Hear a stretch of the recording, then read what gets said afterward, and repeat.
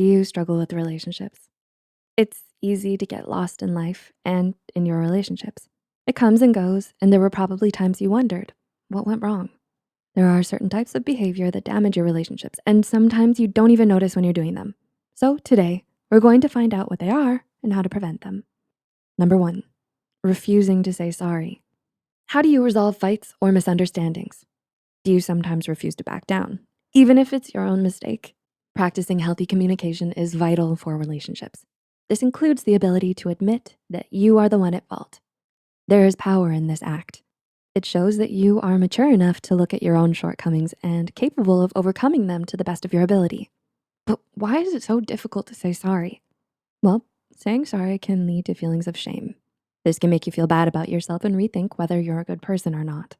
It helps to remember saying sorry doesn't equate to you having a bad personality. Saying sorry just means that you're willing to admit that you're wrong and you cherish the other person and will try to be better for them. Number two, having low self-esteem. Do you tend to be insecure about your own self, skills, or appearance? People who have low self-esteem try to diminish these feelings by fully relying on their relationships for emotional or psychological stability. This is called codependency. And this can make a relationship go from healthy to toxic fast. Being codependent can stem from abusive families, childhood upbringing, or exposure to people with mental or physical illnesses. But don't worry, there's always room for growth. For starters, you can try developing your own self-care routines to encourage feelings of relaxation and happiness. What makes you feel good? Do you like going to the spa, taking long walks, doing some exercise? It's important to explore and identify the things you like doing so you can incorporate them into your own schedule. Spend time with your supportive friends, or even go to a therapist. Someone will always be there to help you when you need it. Number three, refusing to compromise. Relationships are about getting close to someone else, but being two different people, you're bound to have some disagreements along the way. And that's why we have the magic of compromise. You discuss your side of the story and get to a unified decision that satisfies you both, leading to further growth as a team. But do you feel like you're sacrificing more than compromising? Or perhaps you feel like you're asking too much of someone already. These types of situations can cause negative feelings such as bitterness or resentment to develop. So how do you prevent this? Understand that you, your friend, family, or partner are completely different people. You'll never be on the same side all the time, and that's okay. Find a new alternative that works for you both and try to build an environment that's both peaceful and yet open to healthy arguments. Communicate and put yourself in their shoes as you listen. Number four, always putting them first. When you love someone, you have a natural inclination to shower them with affection. Sometimes it even comes at the expense of your own physical and mental health. You go out of your way to make them feel happy. You give them gifts, tell them compliments, and protect them whichever way you can. That's all good, but are you also giving the same treatment to your own body and self? Remember that your relationship with yourself comes first before everything else, so it needs some love and care as well. Try taking some time off for yourself. Pursue your passions, hobbies, or even get new ones. Keeping your sense of independence alive is a way to stop depending on others for your own emotional and psychological stability. Own your life.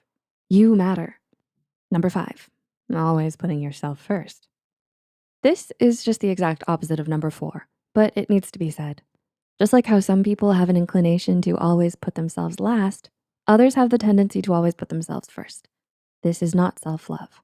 See, self-love means nurturing yourself to become a better presence all around. You give yourself time off, distance yourself from toxic people, and grant yourself the chance to enjoy life. However, when you're doing whatever you wanna do without considering other people's feelings, you may come off as selfish. This is why it helps to be aware of your own actions. Consider how your actions are affecting your relationships. Did they seem to be hurt by what you said?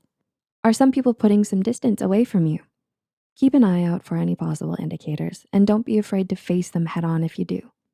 Open up your feelings and admit your mistakes to those you feel you've wronged. It's a sign of maturity, and your loved ones will certainly appreciate the effort. And number six, harboring grudges. Are you the type of person who likes to hold onto a grudge? Holding a grudge is a defense mechanism, and some grudges last longer than others depending on the cause. Keeping grudges may cage you in a whirlwind of negative emotions like anger, bitterness, resentment, and hopelessness. There really aren't a lot of benefits to it and can damage your relationships. When you're angry, give yourself some time to let the steam off. Go for a walk, Do some exercise and try to get your mind off what is making you angry. After you've calmed down, reflect on what happened and try to build your way to a resolution. Should you talk it out with them? Give them space? Whatever it is, it's important to get to a conclusion, which is what harboring grudges doesn't do. Patience, understanding, and acceptance will help you get through it. It's certainly not easy, but you're more than capable of being a better person. Choose forgiveness. Have you ever called it quits with a friend or partner? Why do you think it happened? Please share your stories in the comment section below. We appreciate hearing your experiences with different relationships. Remember, communication with yourself and the other person is essential. You never stop growing as a person. What you experience now will be a lesson for tomorrow. If you found this video helpful, like and share it with friends that might find insight in this too. Remember to subscribe to Psych2Go and hit the notification bell for more content. All the sources used are added in the description box below. Thanks for watching. Until next time.